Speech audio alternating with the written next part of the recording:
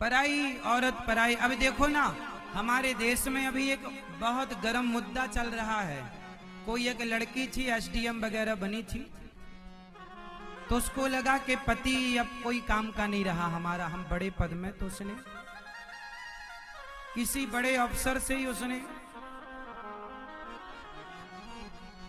मन बना लिया कि अब इसी के संग रहेंगे, उसी से। पर अपने पति को छोड़कर पर पुरुष में उलझ गई वो स्त्री। देखो जी, पति कितना भी गरीब हो, पति कितना भी कैसा भी हो, शादी के पहले देख लो कि कैसा है, शादी के बाद तो आपका पति आपका भगवान है। जैसा है उसके साथ जिंदगी हंसते मुस्कुराते गुजारनी चाहिए। ये नहीं कि आप बड़े पद पर हो तो अपने पति को छोड़ देंगे। इसलिए ऐसा नहीं, ये गलत है। पति को नहीं छोड़ो और पत्नियों को भी नहीं छोड़ना चाहिए। पति कितना भी बड़ा हो, पत्नी कितनी भी बड़ी, पर अपने रिश्तों को बनाए रखो। ये नहीं कि कल दुख में जब दुख था तब साथ साथ थे, अब सुख आया तो अलग अलग हो गए। आज जितना भी घर भी टूट रहे हैं ना, पराई स्त्रियों और पराई पुरुषों के चक्कर में। इसलिए ये सबसे बड़ा दीमक समाज को लगता जा रहा है। आजकल के तो नौजवान बच्चे भी पढ़ने जाते हैं तो ऐसे ही रहते हैं। आजकल तो कोई सिस्टम चला है बड़े बड़े शहरों में, लिव इन रिलेशनशिप का। एक साथ रहते हैं, शादी के पहले लड़का लड़की एक कमरे में रहते हैं। लिव इन रिलेशनशिप उसका नाम दिया गया, उसमें लिव इन में रहते हैं। ऐसे लिव इन में तो हमारे यहाँ कुत्ता कुतिया भी रह लेते हैं। क्यों? ये कुत्ता कुतियों वाली जिंदगी है। ये कोई संस्कारवान लोग ऐसे नहीं रहता कि किसी भी औरत के संग आप रह रहे हैं, किसी भी मर्द के संग आप रह रही हैं। ये तो कुत्ता कुतियों वाला सिस्टम है।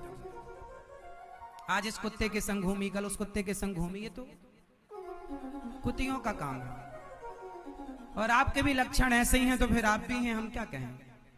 इसलिए संस्कार हमारे यहाँ ऐसा नहीं है। हमारे संस्कार कहते हैं कि यदि स्वामी विवेकानंद जी विदेश गए तो वहां शिकागो में प्रवचन था, लौटे, प्रवचन करके उतरे तो एक रास्ते में सीढ़ियों पर एक सुंदर सी महिला, इंग्लैंड, उसने ऑफर दिया स्वामी विवेकानंद जी को कि आप हमसे विवाह कर लो, आप बहुत सुंदर हैं, एक बेटा आपसे मेरे द्वारा होगा तो एक विवेकानंद और होगा। स्वामी जी अवाक रह गए, क्या कह रही हो, तुझे मेरे जैसा बेटा चाहिए?